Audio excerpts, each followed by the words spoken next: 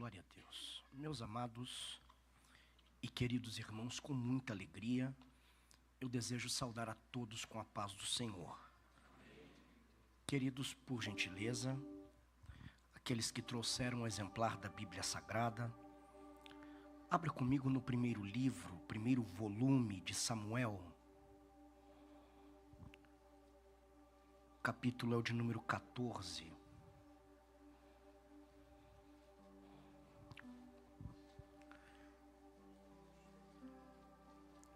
Quantos irmãos procuram o referido texto, eu quero tributar a Deus toda a minha gratidão por mais esta oportunidade que o Senhor nos concede, privilégio sempre nosso de poder servi-los com uma porção da boa e poderosa palavra de Deus.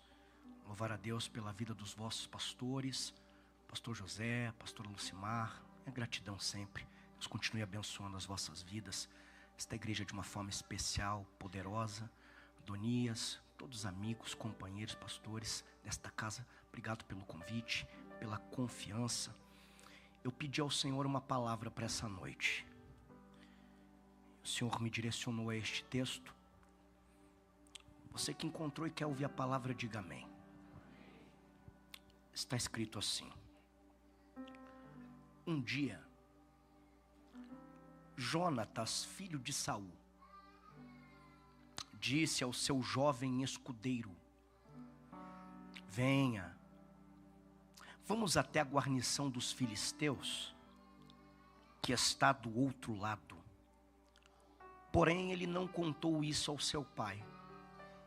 Saul se encontrava na extremidade de Gibeá, debaixo da romanceira em Migron, e o povo que estava com ele eram cerca de 600 homens. Aiás, filho de Aitube, irmão de Cabô, filho de Finéias, filho de Eli, sacerdote do Senhor em Siló, trazia a estola sacerdotal. O povo não sabia que Jonatas tinha ido. Entre os desfiladeiros pelos quais Jonatas procurava passar a guarnição dos filisteus, havia um penhasco íngreme de um lado e outro penhasco íngreme do outro lado. Um se chamava Bozés, o outro Sené. Um deles se erguia ao norte, diante de Micmas, o outro ao sul, diante de Geba. Jonatas disse ao seu escudeiro: venha, vamos até a guarnição desses incircuncisos. Talvez o Senhor nos ajude, porque nada pode impedir o Senhor de livrar, o Senhor de salvar, o Senhor de agir, o Senhor de operar, o Senhor de se manifestar, seja com muitos ou com poucos. Você que pode, diz amém. Se assente, por gentileza.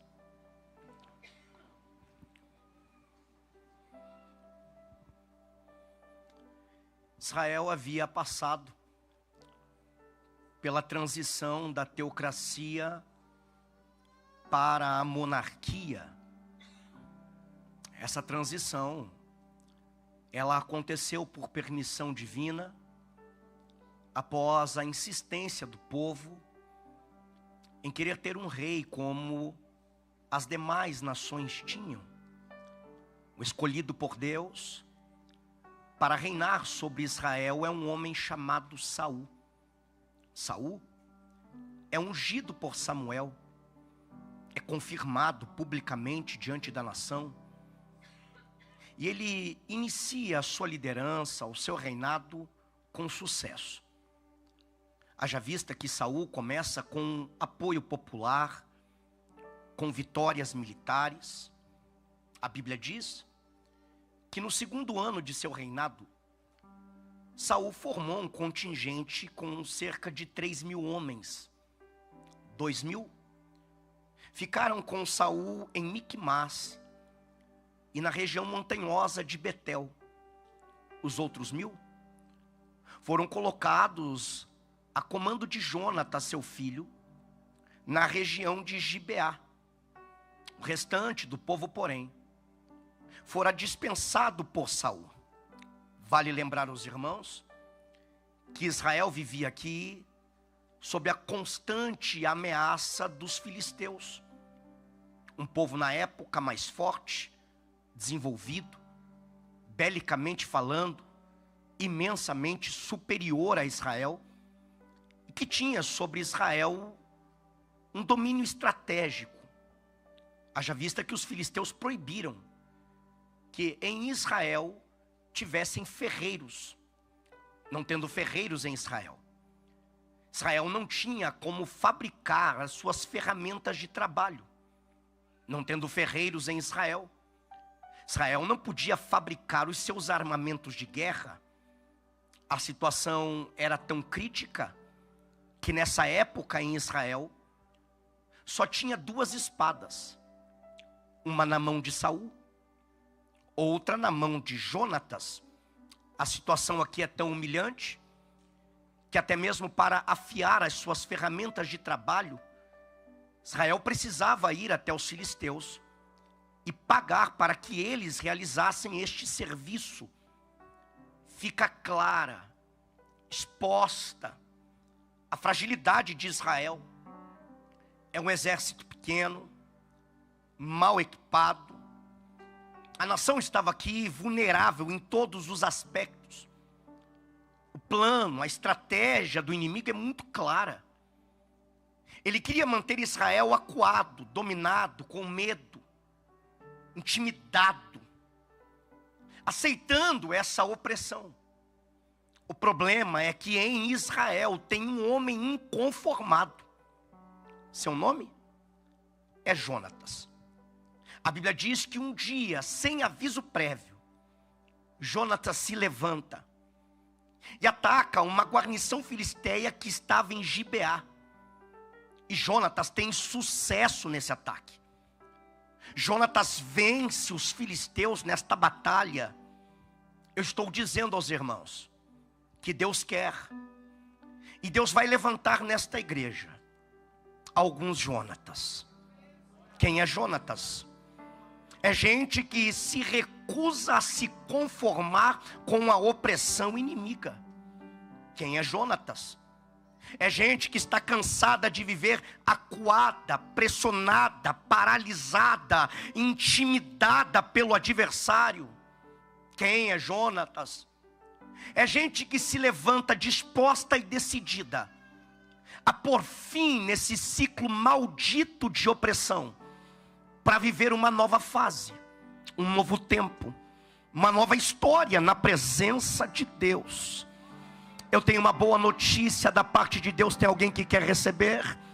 Se o inimigo pensou que você vai passar mais um ano acuado, oprimido, paralisado, intimidado, aceitando essa situação, ele errou, e errou feio, porque essa noite, e não passa dessa noite, Deus te desperta, Deus te levanta, Deus te posiciona como um guerreiro, como uma guerreira. E se tem alguém que acredita e recebe esta palavra, uma mão é pouco, já levante as 2, dê um brado de glória a Deus se você pode. O problema é que quando Saul tomou conhecimento desse ataque, dessa vitória de Jonatas, ele mandou tocar trombeta em todo Israel e ordenou que a notícia fosse espalhada aos ouvidos de todos os hebreus. Mas a notícia que se espalha, e se espalha de forma muito rápida, ela sai com uma leve distorção. A notícia que sai é que Saul atacou. A notícia que sai é que Saul venceu os filisteus. E agora os filisteus estão irados com Israel. Eu não sei se você percebeu, mas Saul está tentando tomar para si os louros de um ataque, de uma vitória que ele nunca realizou. Infelizmente, Nós temos no nosso meio pessoas que têm a síndrome de Saul. É gente que não faz, não luta, não vence, mas quer levar os méritos da vitória que Jonatas conquistou na batalha. Só que essa inversão de autoria só agravou ainda mais a situação.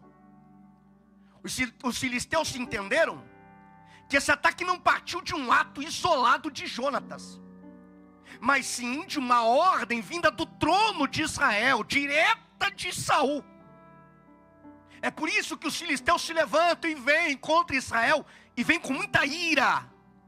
O cenário aqui aponta para um conflito inevitável. E eu já adianto aos irmãos, eu terei mais 2 oportunidades além dessa. E Deus só falou uma coisa comigo: você vai na minha casa e você vai falar para os meus filhos sobre conflitos, porque conflitos terão que ter fim naquela casa para que haja mais crescimento.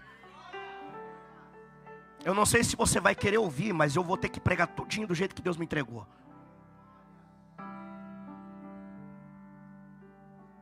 Entenda isso. Existem momentos na nossa caminhada em que alguns conflitos serão inevitáveis. Não teremos outra saída, outra opção a não ser guerrear, lutar, encarar. Os filisteus vêm, e vêm com força. 30 mil carros de guerra, 6 mil cavaleiros, uma multidão de soldados como a areia que está na praia do mar.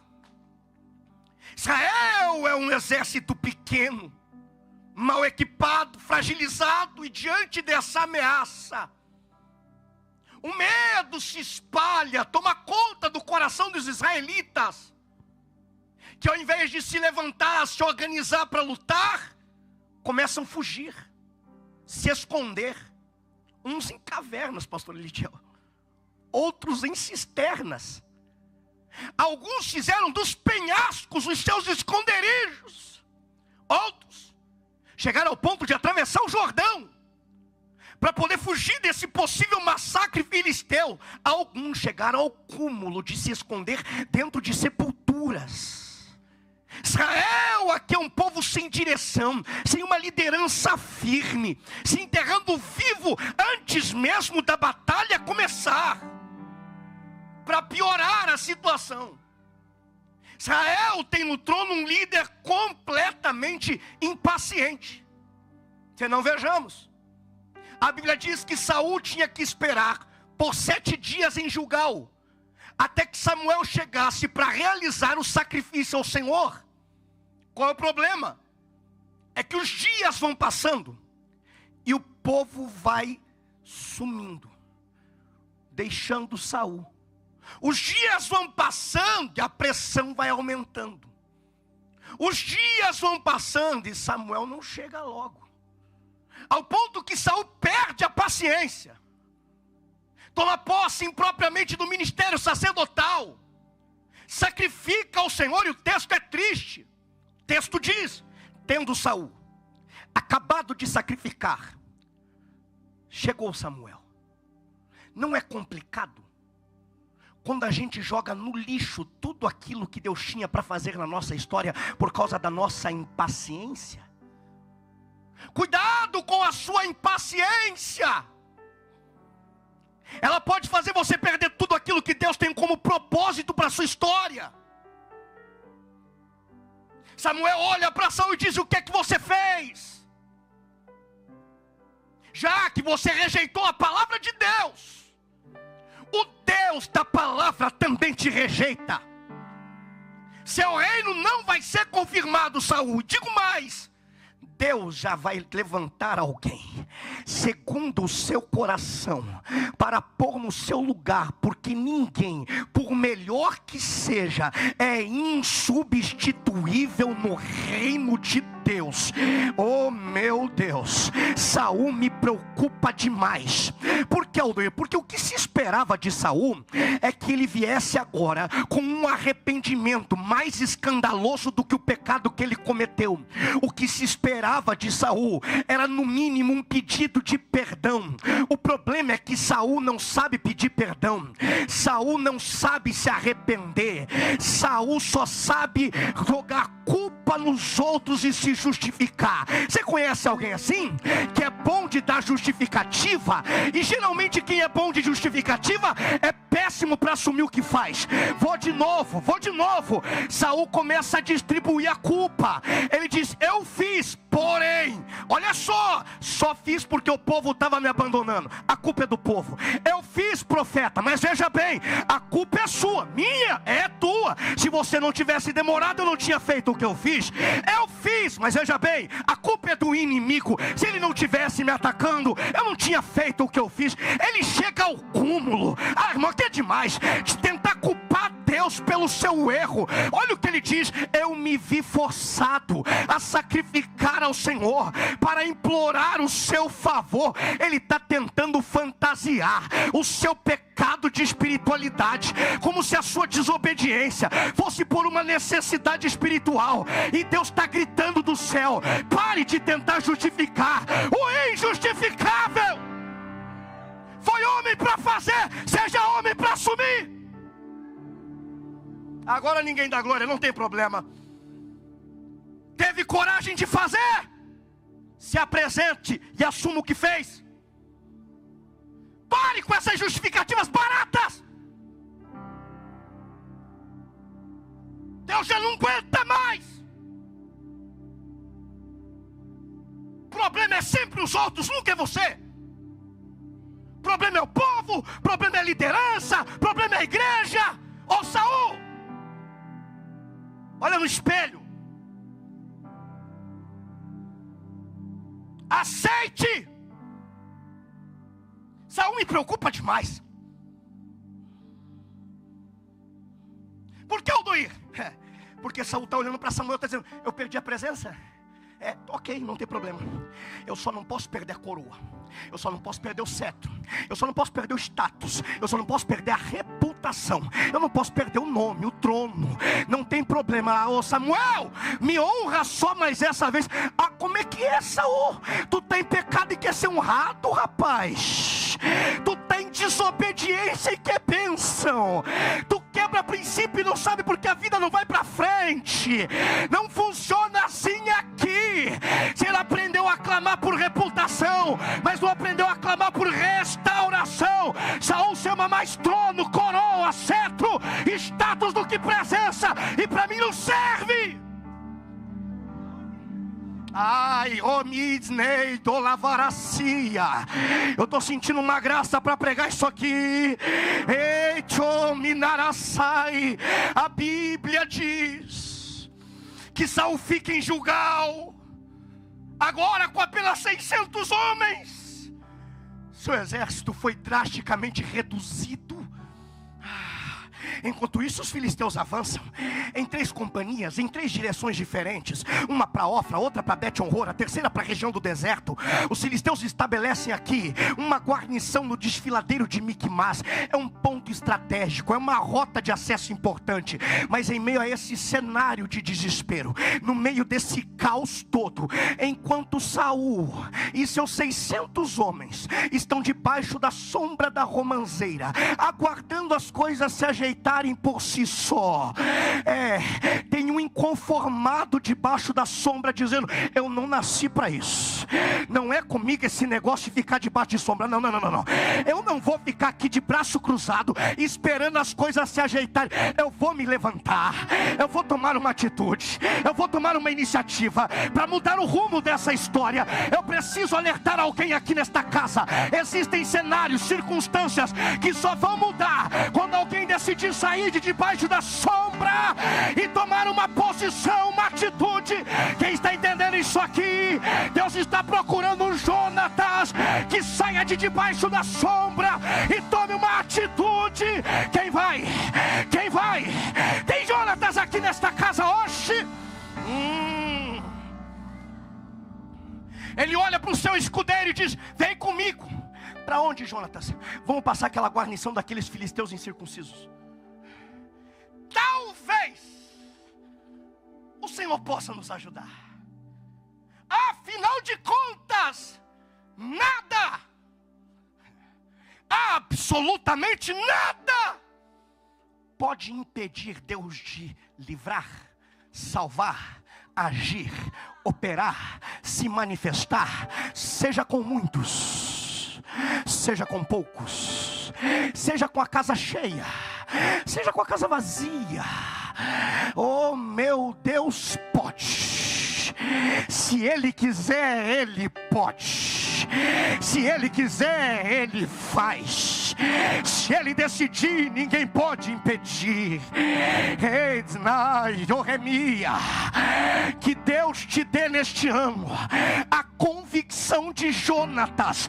E qual é a convicção de Jonatas? Não é sobre números, não é sobre quantidade de guerreiros, não é sobre recurso, não é sobre material bélico, é sobre fé, é sobre presença, é fé, é presença. Se tiver fé e presença, Ele faz, Ele opera, Ele age e ninguém pode impedir. Quem está entendendo o que eu estou pregando aqui? Ele pode, Ele pode, Ele pode. Me ajude a pregar, bata na mão de alguém, diga para ele: é improvável, mas Ele pode. É improvável, mas Ele pode. É improvável dar certo, mas se Ele entrar, Ele faz. Se Ele entrar, Ele resolve. Se Ele entrar, ó, quem crê? Quem crê? Tem vitórias que só Deus pode te dar. Tem guerras que só Deus pode resolver. E eu estou profetizando, por mais improvável que seja, Ele vai entrar nesta guerra e vai operar. Quem crê que Ele vai? Oremia. É Jonatas dizendo para o seu escudeiro: o Deus que usa grandes exércitos também usa dupla. Ah, você está do lado da tua dupla aí? Bate na mão dele e diga: é, gente, é nós. Tamo junto, minha dupla. Isso, bate mesmo. Isso, porque quando o exército de guerreiros, pastor José, se acovarda, vai para a caverna, penhasco, se esconde em cova, foge, Deus ainda tem dois corajosos. Dois ainda, Ele tem ainda dois doidos. Cadê os doidos aqui? Tem aí? Oh, meu Deus, se um bando de covarde quer fugir, que fuja. Tem uma dupla vindo aí, e ela não vem sozinha. Deus vai na frente, Deus vai, meu Deus. Prepare-se para ver Deus te dar vitórias esse ano em guerras que eram improváveis. Oh, meu Deus, Ele vai agir, Ele vai operar. Deus está procurando um Jonatas, até porque Deus não tem mais paciência com Saul, que só gosta de sombra, água fresca, status e holofote. Ele está procurando guerreiros, Ele está procurando valentes, Ele está procurando. Eu estou sentindo uma graça aqui. Ei, o Ramandácia, você não nasceu para ficar escondido, você nasceu para ir para o campo de batalha. Entenda isso de uma vez por todas. Quantos aqui de fato querem marcar a história? Tem alguém que quer? Quer fazer a diferença mesmo? Você quer deixar um legado de sucesso? Quer mesmo? Eu nunca ouvi falar de alguém que marcou a história, que deixou um legado de sucesso, sem ter que ter assumido riscos. Tem alguém que ainda quer ou já desistiram? Se você quer fazer a diferença, se você quer deixar a tua marca nessa terra, você vai ter que assumir riscos. Mas prega Deus na minha boca para alguém: assuma o risco que eu entro, assuma o risco que eu vou fazer você viver o extraordinário. Ei, renuva da Soremaia. Deus está procurando um Jonatas que não tenha medo de assumir o risco, que caminhe por fé. E eu gosto de caminhar por fé. Eu gosto de quem caminha por fé, porque quem caminha por fé não depende de circunstância favorável. Quem caminha por fé não depende de cenário favorável. Até porque quem caminha por fé entende: quanto pior é o cenário, melhor está o palco para a manifestação da glória do meu Deus. Quanto pior é a situação, é sinal de que maior será o milagre, a intervenção, o agir, o operar do meu Deus. Eu estou profetizando para alguém que o cenário está difícil, a situação ficou adversa, o cenário não está favorável. Pois bem, prega a Deus na minha boca, se prepare para ver o que eu vou fazer, diz o Senhor.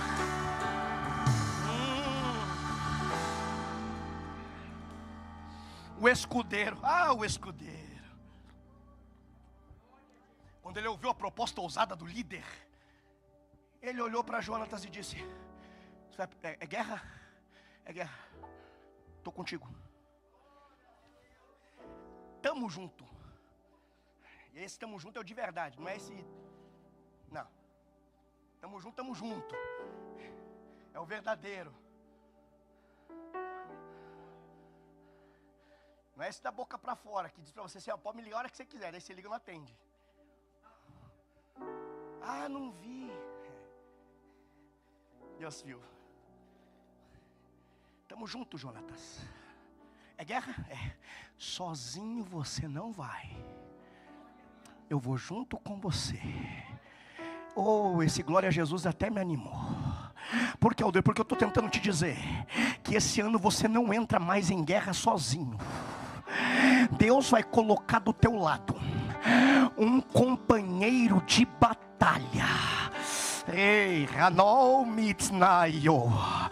Deus vai enviar reforço para esta casa. Deus vai enviar guerreiros verdadeiros. Tem guerras que você não vai conseguir vencer sozinho. É por isso que Deus está levantando um escudeiro para colocar do teu lado. Tem alguém que acredita nisso? Ele olha para Jonatas e diz: tamo junto, tô contigo. Faz, Jonatas, o que está no teu coração. Eu procurei, pastor Nelson, eu procurei. O escudeiro chegando para o Jonatas e dizendo: olha, meu líder, gostei da ideia, muito boa, mas eu penso que eu acho que seria melhor, veja bem, e se nós fizéssemos? Não, tu não acha nada. Não, você não pensa nada. O escudeiro não está tentando fazer a mentoria do líder. Vou de novo. O escudeiro sabe o lugar dele no reino. Eu não sou o mentor do Jonatas, eu sou o escudeiro do Jonatas. Tem gente que quer ser mentor, conselheiro do pastor. Não mentoria nem tua casa. Teu filho só falta dar na sua cara. Você manda tua filha lavar a louça, não te obedece. Mas eu acho que a visão, você não acha nada. Você é o líder. A autoridade da igreja está contigo? Mas que se fosse eu, quando for você faz do teu jeito. Agora Deus não é Deus de confusão, que dá uma visão para o líder, mas os liderados sabem mais do que o líder que recebeu a visão de Deus. Só pode ser brincadeira. Você não é o mentor do líder.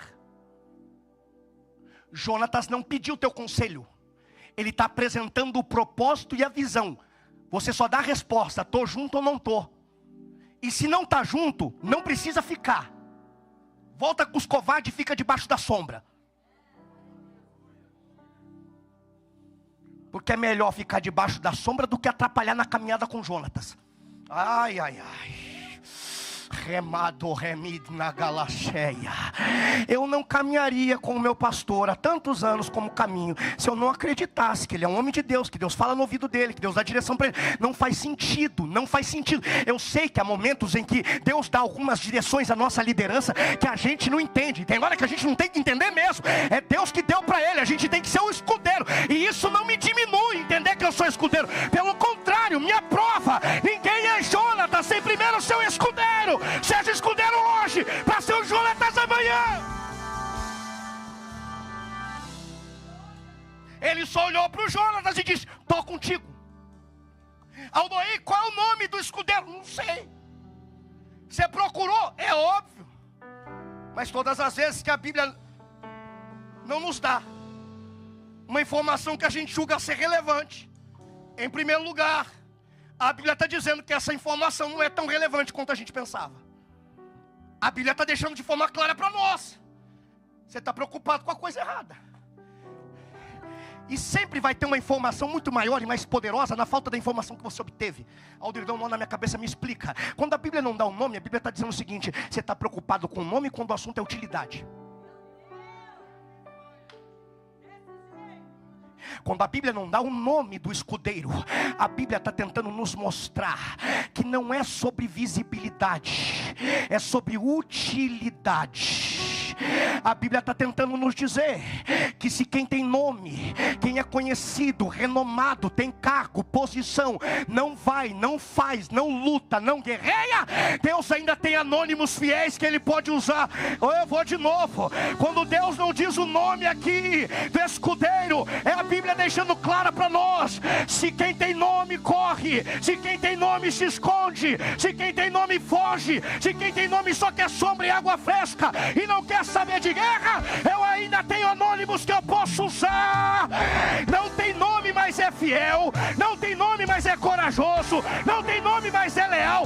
Eu estou profetizando, pastor José, pastora Lucimar, Deus vai cercar vocês de gente leal. Esse ano Deus vai fazer uma limpa.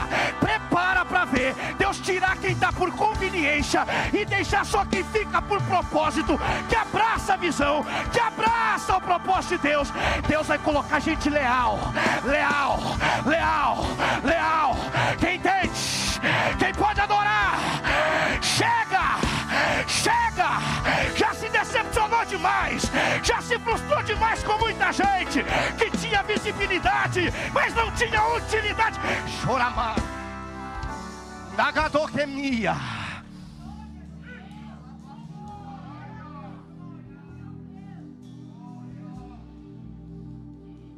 Só um problema aqui, pergunte qual. Ah, você não quer saber, pergunte qual. O caminho para chegar na guarnição inimiga é muito perigoso. Quando eu digo aos irmãos que é muito perigoso, eu estou dizendo que cada passo pode custar a vida.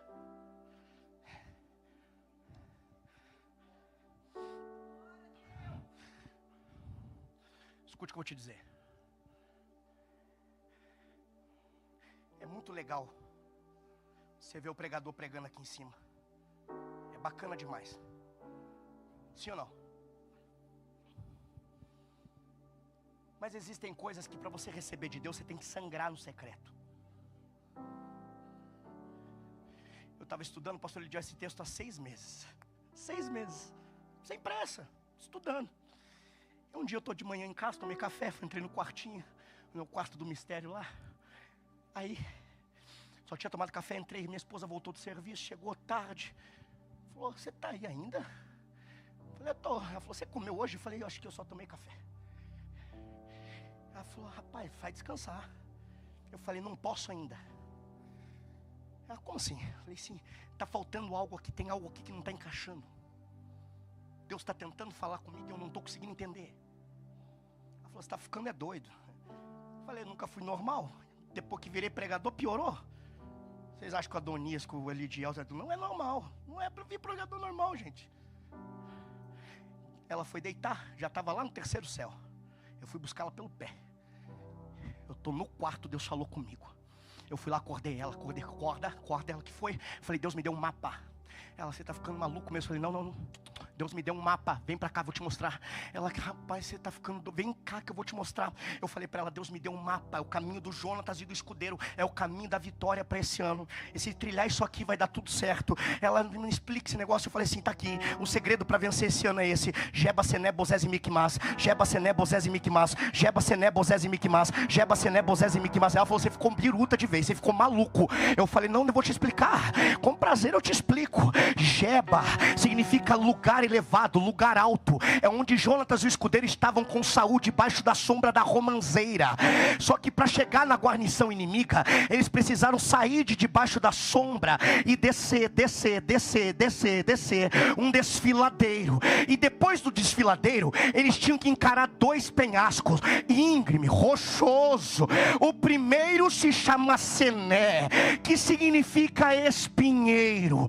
E o segundo, Bozés, que significa significa escorregadio ou exposto. E detalhe, para subir esses dois, só sobe de joelho, para só então chegar no acampamento inimigo, que estava em Micmas. E Micmas significa tesouros escondidos. Ela falou, não entendi. Eu falei, te explico. Se a gente quiser receber de Deus tesouros escondidos, a gente vai ter que sair de debaixo da sombra da romanceira, vai ter que descer desfiladeiro, vai ter que sangrar o joelho no penhasco íngreme de Sené, suportar os espinhos de Sené e subir de joelho o penhasco íngreme de vocês e não cair lá. É escorregadio, é perigoso, mas em Micmas, fica tranquila, depois da batalha terá tesouros escondidos. Quem crê?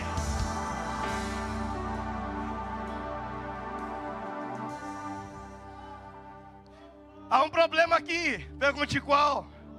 Jonatas tem um mapa, só que só mapa não resolve. Precisa ter plano, precisa ter estratégia. Jonatas olhou para o escudeiro e disse, nós vamos. Porém, primeiro, eu quero que Deus me dê um sinal. Quantos crê que Deus ainda dá sinais? Jonatas olhou para o escudeiro e disse, vai funcionar assim. Nós vamos nos revelar ao inimigo. E quando o inimigo nos vê, a resposta que a gente quer, para saber se vai ou não, se vai vencer ou não, se vai dar certo ou não, vai vir da boca do inimigo. É que você fica esperando a resposta sair só da boca de quem prega, e às vezes Deus já usou a boca do inimigo e você não entendeu. Explica melhor, Jonatas. É assim, a gente vai deixar eles nos ver.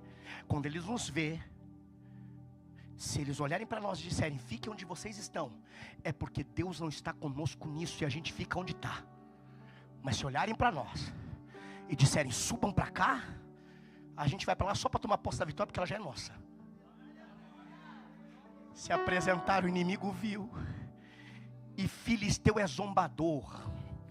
Filisteu gosta de provocar. Quando os filisteus viram, olharam, olá, aqueles hebreus covardes, estão saindo dos buracos que estava escondido. Só para cá, que nós vamos dar surra em vocês. Só para cá, que nós vamos dar lição em vocês. Se eu tivesse, eu tinha dado um glória com mais vontade.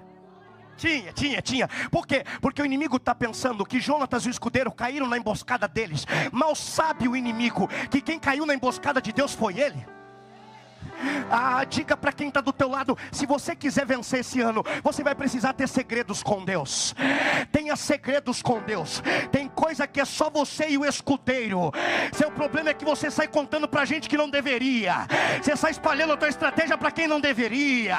Você sai contando para muita gente. É você, o escudeiro e Deus. Você, o escudeiro e Deus. Por que, Aldoir? Porque quem tem segredo com Deus transforma provocação e zombaria de filisteu em sinal, em resposta.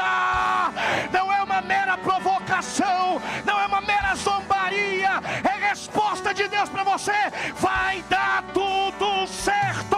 Estou contigo na batalha. Então não para bater boca, não para discutir, avança, vai para a guerra.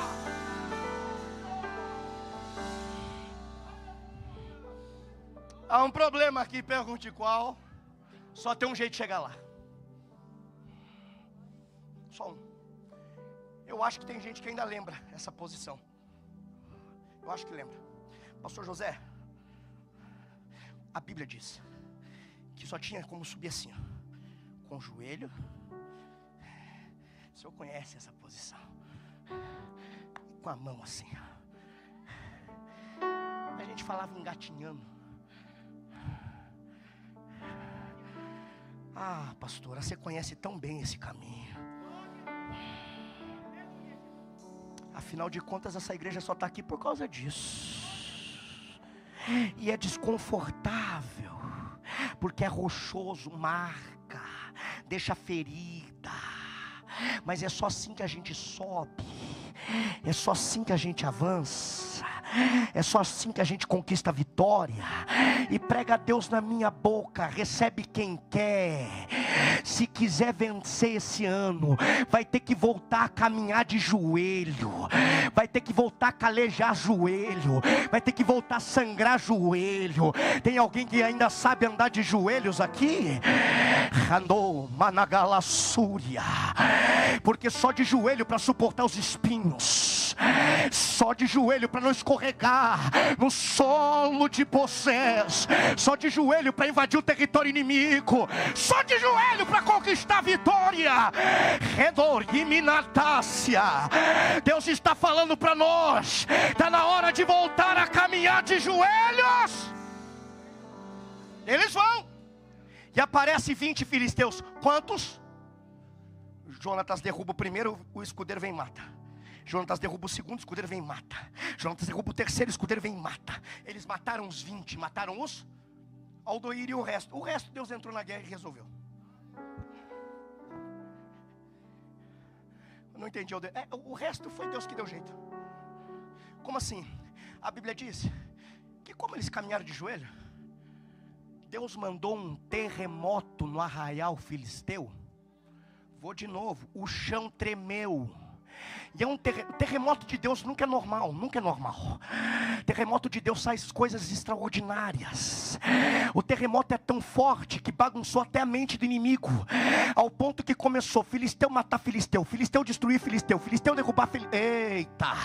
E Jonatas e o escudeiro estão olhando, e filisteu caindo, caindo, caindo, caindo, caindo. Porque quem caminha de joelhos traz Deus para sua batalha. Segura na mão desse crente que Jesus deixou do teu lado e não foi à toa. Segura firme, vê se ele está vivo ainda. Diga para ele: caminhar de joelho é com você, mandar terremoto é com Deus, caminhar de joelho é com você, confundir a mente do inimigo é com Deus, caminhar de joelho é com você, a vitória é com Deus. Quem está entendendo isso aqui? Caminha de joelho, vai ter terremoto, vai ter confusão no arraial inimigo, vai ter vitória da parte de Deus. Quem crê que vai?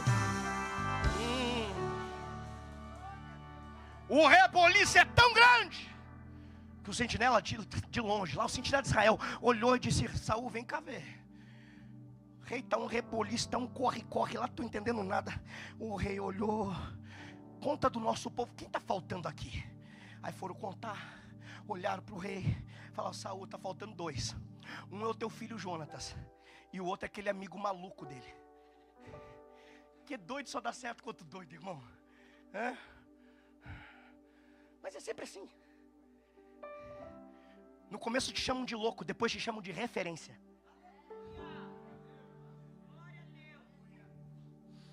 Geralmente o louco de hoje é a referência do amanhã. Porque primeiro te chamam de louco, porque você ouviu uma voz e acreditou num chamado e está vivendo ele. Aí olham para você e dizem: você é minha referência, quero pregar como você prega, cantar como você canta, liderar como você lidera. Primeiro você é o maluco que ouviu uma voz e abriu aquela empresa.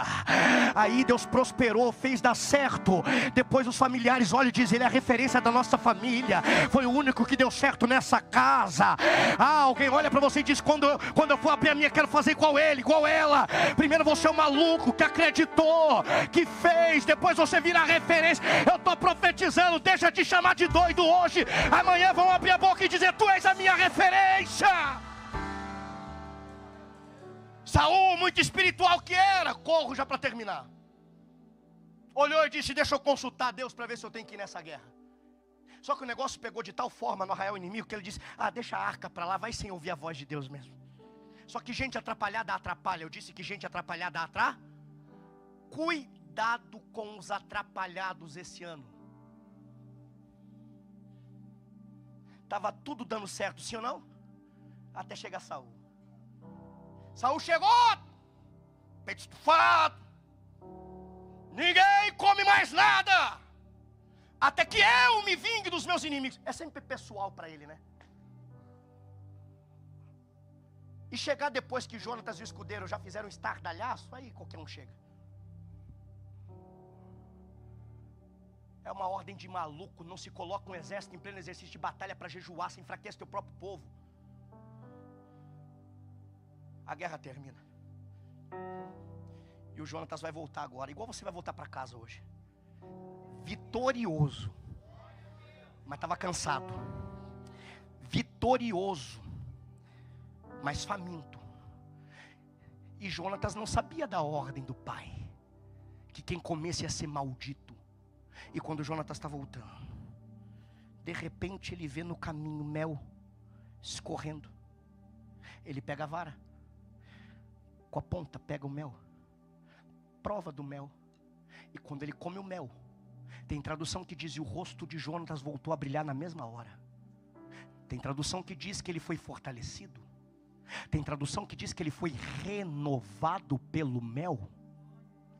Alguém olhou e disse: Jonatas, o que é que você fez? Teu pai disse que não podia comer. Jonatas disse: meu pai está perturbando a terra. A situação foi tão crítica. O povo ficou com tanta fome que caiu em cima dos despojos, pegaram os animais, mataram, comeram carne com sangue, o que era proibido pela lei. Saul surtou, chamou todos de traidores, edificou o altar, sacrificou o Senhor. E foi consultar a Deus para ver se deveria voltar a lutar contra os filisteus e acabar com eles. Só que Deus não fala com rejeitado. E quem não vive pela direção da voz, vive pela sorte. Ele vai lançar a sorte para saber qual é o problema. E a sorte cai sobre ele e Jonatas. Ele lança a sorte de novo. A sorte cai sobre Jonatas. Ele olha para Jonatas e diz: confesse o teu pecado. Porque para cobrar ele é bom, para assumir ele é péssimo. Só que Jonatas é a prova de que dá para ser diferente do pai. Vou repetir: dá para ser diferente do seu pai. Até porque não tem lógica você criticar tanto a forma como foi criado e fazer igual com seus filhos. É descabível. Ele tinha justificativa, sim ou não? Mas ele disse: eu vou ser diferente do meu pai. Ele disse: eu comi mel e estou pronto para morrer. Só que se tem um Saul maluco de um lado querendo te matar, do outro lado tem um povo com coração grato, que não sofre de amnésia e que sabe princípio de honra, que se levanta para te defender. Eles dizem: nem um fio do cabelo de Jonatas tu vai tocar. Minha casa só está de pé por causa dele. A minha família só está de pé por causa dele. Nós só não morremos por causa dele. Eu estou dizendo para você que quando tocarem no teu nome, Deus vai levantar alguém para dizer: não fala no nome dele, é homem de Deus. Não toca no nome dela, é mulher de Deus. Não fala dele para mim, não. Meu casamento só está de pé porque ele foi lá e orou por mim. Ele foi lá, eita, renude, sadarabacoma nakai. Deus está dizendo essa noite: Saul não vai levantar a espada contra ti. Tenho eu um povo grato ainda, que não esqueceu dos teus feitos e que vai te defender na hora certa. Quem crê? Só quem crê, fique de pé, fique de pé.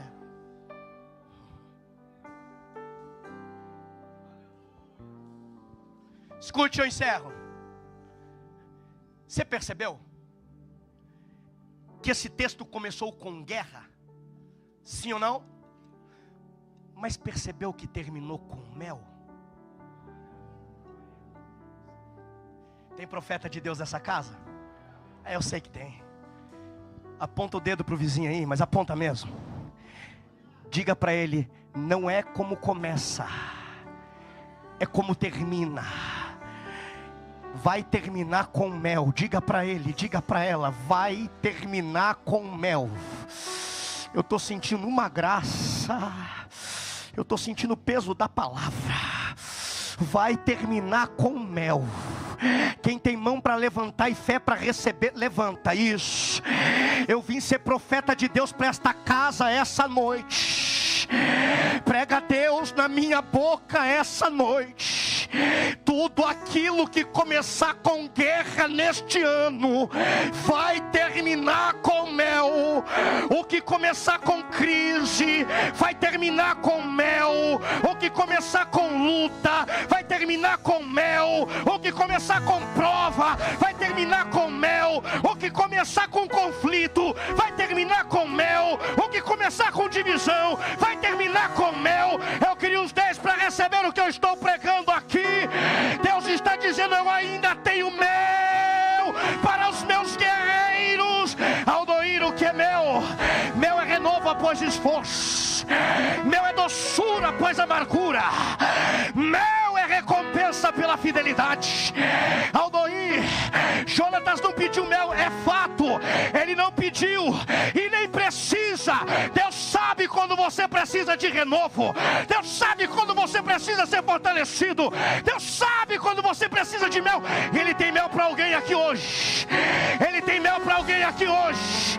Ah, que graça! Eu estou cansado, estava. Deus vai te renovar com esse mel hoje. Você não vai terminar essa guerra cansado, faminto. Deus manda eu dizer: eu sustento quem confia em mim, eu alimento quem confia em mim, eu fortaleço, eu renovo quem confia em mim. Come desse mel, come. Prova desse mel, prova.